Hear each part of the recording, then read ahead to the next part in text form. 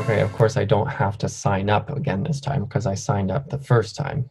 How it knows that is that it looks in this directory to see if these files exist, and if they do exist, then it just launches and loads those files.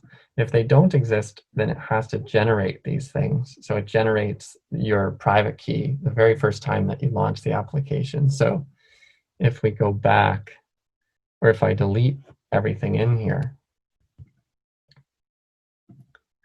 and I quit the application, when I launch it again, it'll take me back to the sign up, and we'll see how it goes back to sign up, and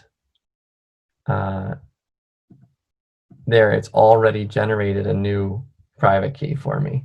That's what it does when it launches for the first time, is it generates a config and the private key and stuff like that. And that's stuff that's managed in the Electron application. So, and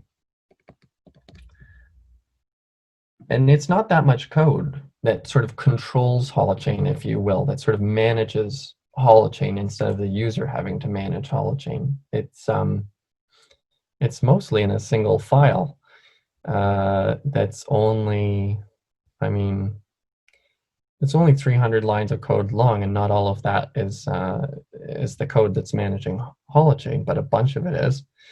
For example, here we see exactly what I was just talking about. If the config and keys exist, if they don't, create. So if the keys exist, it just checks where it expects them to exist. Then it just starts the conductor. And if not, we say, could not find existing public key, now creating one and running setup.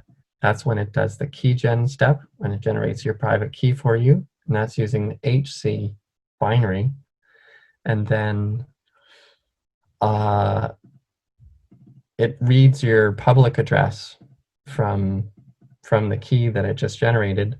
And then it sets up the conductor config as another step, and then it starts the conductor.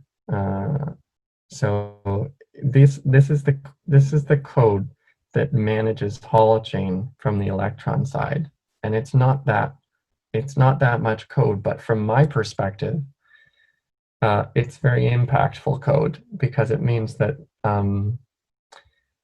it really required us to do something like this to optimize the experience, the end user experience, and make it really smooth